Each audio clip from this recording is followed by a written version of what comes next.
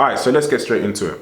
Can Keir Starmer stop channel migrants? Now, the debate is going to be between Reform UK's Jake Berry and Labour MP Caroline Harris. Now, very simple. Jake Berry is going to propose that a new model gets put in place. He says that the ECHR does not benefit the British people in the slightest. It is a burden, and we see that with the dinghies coming over. So Jake Berry is going to be highlighting that in this debate. And on the other hand, Caroline Harris, I don't know where her stance is. She highlights that there's a crisis on the border, but she doesn't come with any solutions. You know, they say, would you leave the ECHR? She's like, no, I wouldn't leave. We just need to sort out the border. And it's like, okay, but how do you propose we do it? And she's not really giving much. You know, she's not really trying to think outside the box. So yeah, but anyway, guys, let's get straight into the debate. Yeah, well, it's got to work. We've got to, I mean, this is our number 1 priority. Is it? Oh, definitely. It has to be the number 1 priority. I mean, there's the hypocrisy yesterday when the Conservative front bench were talking about how what are you going to do to stop the boats and the short memories, and that they were in charge for a long time. Yeah, well, they had Rwanda, which they had to cancel. Which was an absolute joke. But it would have worked, wouldn't it? No, it was never going to work. It was never going to work. Well, I bet you bring in something similar. I bet you bring in something similar. No, I mean, just I don't know. I don't know, but no, not that I know of. I mean, nobody's... No, we're not. But, I mean, when you talk about these people smugglers, they are mass murderers.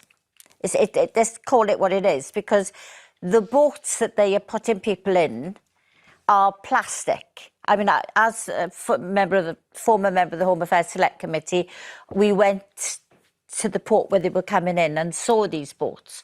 They are so flimsy. And people are risking their life by getting in those boats. And these profiteers are only thinking about the money they're making. We have to freeze their assets. We have to stop. Whoever makes this kind of equipment to allow these people to get in, it's murder. What do you think, Jake? Well, just very quickly, she's very quick to criticise the Rwanda plan, but they put the question back to her, like, that's what Jeremy Vine said. Like, he said, you're going to implement something similar. And she's like, oh, I don't know if we're going to implement something similar. Number one. Number two, she's articulating it very well. Okay, cool. Like, we understand that, you know, the boats aren't made up of good material, but what are you going to do about it? That's what the people want to know. What are you going to do? She's articulating it, but she's not giving a concrete answer of what this Labour government is going to do about the dinghies. Don't talk to us about the material. Don't talk about the gangs. What are you going to do to deter the gangs and smash the gangs? Very simple, but she can't even answer it. So I think the first thing is, I hope it works, and I'm sorry to say I don't think it will. There's a lot to unpack here, but first of all, those boats and the life jackets, they can be bought in shops around Calais. I've seen reports on, on the BBC about that happening. You would have thought that the French, for the near £1 billion of UK taxpayers' cash that they've had from the British government, could have gone round, and Conservative and Labour governments should have stopped that happening. But I do sort of suspect this is going to be a bit like the war on drugs, that as soon as you stop one people smuggler, another one will pop up, because it is such a lucrative trade. It is a trade in human misery and lives, but it is such a lucrative trade. And unless we tackle, which is what the Rwanda plan sought to do, some of those things that are dragging people to the UK, I can't see this will stop it. And I'd also say, finally, I just think the problem is much bigger than the thing. I was talking to a friend of mine, they've got a caravan on the south coast, they've taken their grandkids down there for years, and they said at night, they said there are loads of dinghies arriving on the coast at night, people just running off, running through their caravan park. They no longer take the kids to the beach. And they said there's no real border enforcement at night. And guess what? These people smugglers will know that. And I just think this is a huge problem. I don't even think we know the true extent of it, I'm sorry to say. Well, it's certainly, it's the kind of thing you guys could lose the election on, isn't it? Because it just is such an emotional thing for people. We're an island, we expect the rule of law, and this seems disorderly and lawless. I totally agree with you, and that is why it has to be our number 1 priority. But why don't you do something more radical? Why don't you say, we're going to push them back in the middle of the channel, for example, which seems to be the reform policy? Yeah, but I mean, that's just dangerous, isn't it? I mean, like the fact they're coming over here or not, you cannot, you can't interfere. Neither can you allow it to continue. But the idea is that if you push them back, they stop coming and they stop putting themselves in danger. We have to work with France. I mean, this one in and one out will I think will 17 in them, ID cards. I think we have to have ID cards. 17 what? Well, if you look at the numbers, and it's reported in the papers actually, that it's 50 a week. But if you look at the number of people crossing, there's 50 coming a day on some days. So it's the equivalent, if you look at the numbers over the last 6 months, which are up by a significant amount, it's the equivalent of for every 17 people we accept into the UK, we may be able to return one to France. And what really concerns me about it is these human rights lawyers, this lawfare that we see against the state, have already come out and said, funded by the taxpayer, of course, as soon as the government tries to return one individual to France, they will take the government to court and they will try and stop it happening. These lawyers, funded by the UK taxpayers, are not working either in the interest of our government or in the interest of the United Kingdom, in my view. Go on. Well, no, I knew you were going to say that, and that's what stopped the Rwanda scheme from working, because the lawyers were stopping it. But we have to respect the fact that it is a European court, and that was Winston Churchill's. Do you think we should get out of it? No. Will Reform get out of it? Well, I mean, I wouldn't know. I'm just a member of Reform, but for a very long time, even when I was a Conservative member of Parliament, called for us to leave it. Many countries, Australia, Canada, America, aren't members of the ECHR. I don't think anyone thinks Canada is a terrible country. As times change, as policies should change. The ECHR was brought in for a post-Second World War migrant crisis within Europe, people fleeing Eastern Europe, people fleeing Germany and other places. It is not fit for purpose anymore, and we've got to find something that works better for Britain. Katie's written on Facebook, he could, this is Starmer, if he really wanted to stop it. Maybe his hands are tied in red tape, but as a lawyer, surely he should know how to get round that. Andy has also got in touch on Facebook. The Rwanda scheme was the only viable deterrent. Maureen has written on Facebook, if there were no hotels or benefits, I think there would be no boats.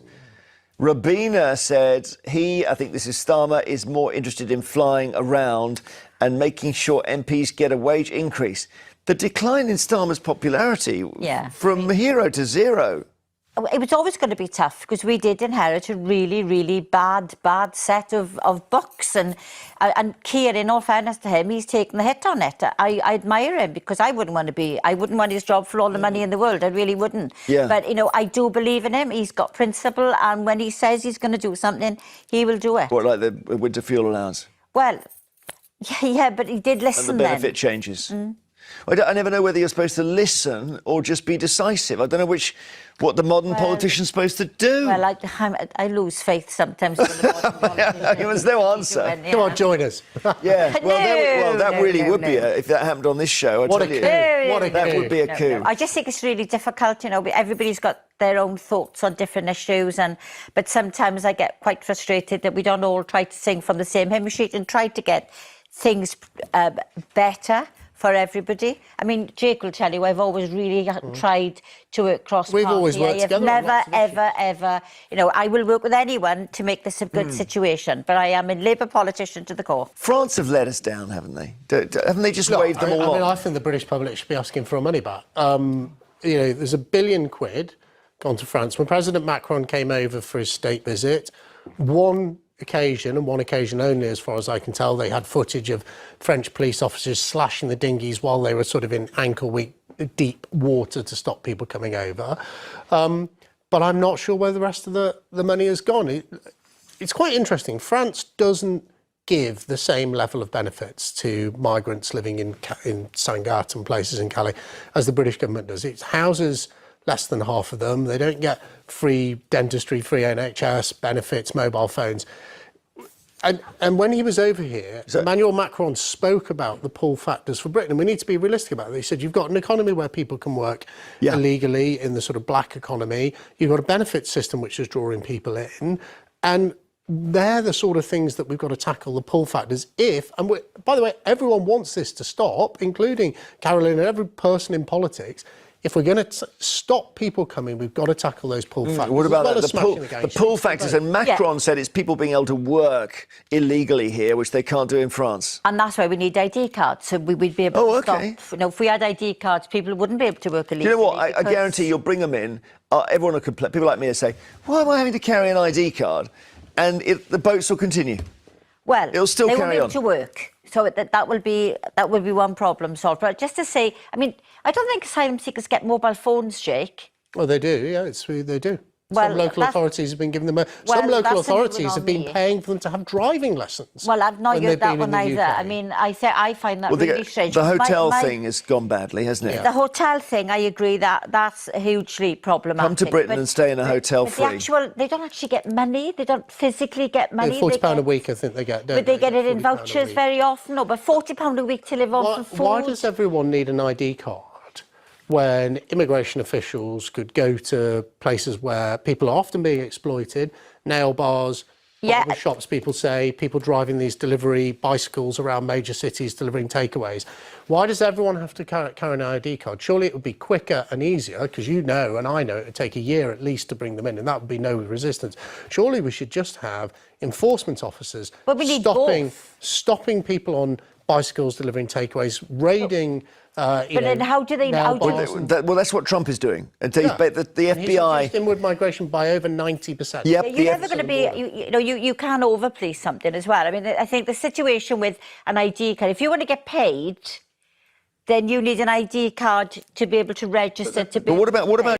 Guys, I'm sorry, man. Caroline Harris is making no sense. She's absolutely spoiling this. Jake Berry's coming with, some good points. Caroline Harris is coming with ID cards. She's not even coming with anything sensible. She's just trying to be politically correct, talking about ID cards. They're throwing their passports in the water, in the sea. What do you mean ID cards? This is what I'm trying to say. Like, ID cards for what? You don't even know who they are. They haven't even got a passport upon arrival. So what do they need ID cards for? What's that going to change? What's that going to solve? It's not going to do anything. It's just going to be expensive to bring in ID cards. And once you bring it in, they're probably not even going to use the ID cards. It's just going to be, it's just not, I don't know what she's trying to get at with these ID cards, Jake's idea that the UK does what Trump is doing. The FBI is now basically an immigration enforcement. Why not? We haven't got the manpower. We haven't got the money to pay the manpower to do that for a start. I mean, the country is financially in a really bad place, thanks to the last 14 years. Sorry to bring it up, but, thanks to the Tory government, we are literally. I mean, you could do your last 14 years thing, but at some point, someone's going to mention the biggest financial crash of the last 100 years, which was while Gordon Brown was in power. So, the deficit has got worse. I mean, the problems that the government was elected to tackle was small boats. That's gone up by a quarter since the government was elected. But it wasn't going to go down, alleged £22 billion backhaul has actually got bigger. Because it's a racket. You've got doctors going on strike potentially on Friday for, I think, 4 days, asking for a 30% pay rise, having had a plus 20% pay rise last year. It is all just going wrong. And that's why, we started at the top of the show, didn't we? That's why I'm just saying, I think it's time for reform. The Tories are not the answer. Angela says we agree on something. Let's have a look. Comments from Angela. No, this is Facebook. No, Starmer is all talk and no action. We're talking about whether he can stop the migrants. John on Facebook says, if he wanted to stop them, it would have been done. We are an island. He wants them here for his agenda. Pat on Facebook has said no. I love the fact Facebook works, which is 21st century, and phones are not working, which is 18th, 19th century. Pat says, no, they need a deterrent like Greece has just done. If they come, they will be returned or jailed. Yeah, Greece has gone fully Motorhead on it. Duncan has said, how many years have they been saying this? It's all too late. Kind of depressing, some of these comments. Nicola has written, Starmer hasn't a clue. He needs to get a few tips from the Greeks, the Poles, the Hungarians.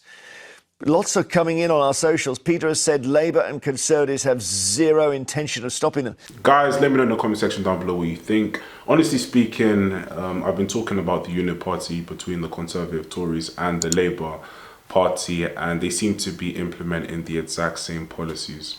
They're just two different sides of the same coin. But guys, let me know what you think down below. I don't really feel like the government want to do anything about it. I don't know when they'll wake up. Greece have just, gone crazy now with immigration. They're like, no, this ain't going to happen because, Greece they don't have a big population, and they know if this carries on, then this will be a threat to the native people, native Greeks. So they're acting on it, and a few other countries are acting, but, unfortunately, UK is just asleep. They don't want to do anything. So yeah. Anyway, guys, let me know in the comment section what you think down below. Like, comment, and subscribe, and I'll catch you in the next video. Peace.